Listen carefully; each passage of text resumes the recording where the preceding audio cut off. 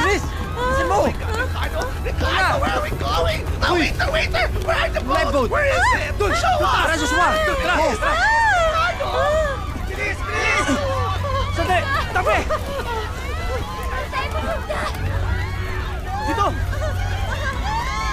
Kailangan natin tumalon! Ayoko! Ayoko! Dito! Halika! Doon! Paraan! Let go!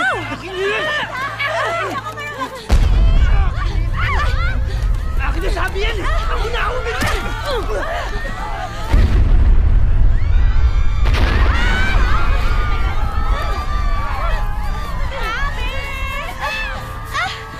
Joshua, what about me? Find your route, bitch!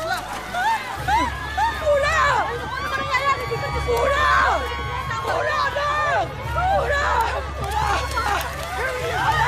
Hindi ka nagkakagulo eh!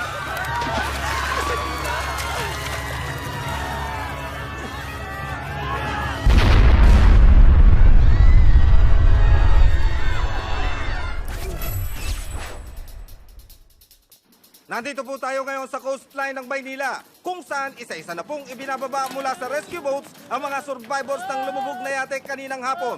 Kabilang po sa mga hindi pa natatagpuan ay ang mga finalist mismo ng Manila Sunshine Supermodel Search. Kasama po natin ngayon ang owner ng Manila Sunshine Suntan Lotion, si Mrs. Conchitina Sihuko. Mrs. Sihuko? Actually, I didn't want to make this public appearance, especially after the shock.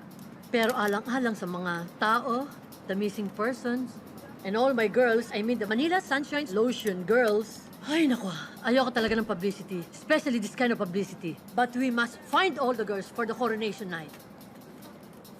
Paano po ba ang plano ninyo? Sasagutin po ba ng kumpanya ninyo ang paghahanap sa mga nawawala? Yes, of course. After all, this is a model search, and we will search for all the models. And the search is really on for the next Manila Sunshine Supermodel. And all of us can participate by texting 2929 for all your votes. Kasama din po natin ang ina ng isa sa mga nawawalang models. Ang ina ni Pura Kikinang, si Mrs. Nenuka Kikinang. Mrs. Kikinang, Alam nyo, sa totoo lang, 4 na beses na sumali ang anak ko sa model searches. Pero ngayon lang ho nangyari ito. Kasi ayaw naman yan talagang sumali na eh. Ako lang nagpilit sa kanya sumali. Kasi naman ho, napakaganda at napakatalino naman ang anak ko talaga. Eh, pero ngayon, hindi ko na alam kung saan lupalop ang anak ko. Pura anak! You must live! Anak, napakalaki pa naman ang chance mo para manalo. at yan po ang latest dito sa rescue operations ng Manila, Sunshine, Tragedy at Sea. Antabayanan ng mga susunod pang updates tungkol sa trahedyang ito. Ako po, si Mang Enriquez, nag-uulat. Oh, thank God we're on shore. I can't remember a worse experience in my life since my trip to Tanganyika. Ricardo, asan ka ba? Hinihila ko tong lifeboat.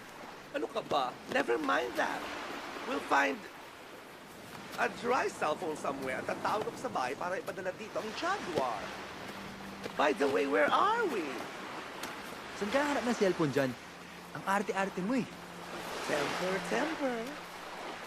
Don't you speak at all, young man. Ano ka mo, pare? Pare? Oh, come on.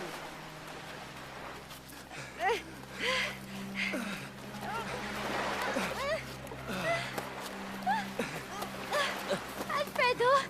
Alfredo! Alfredo, gising!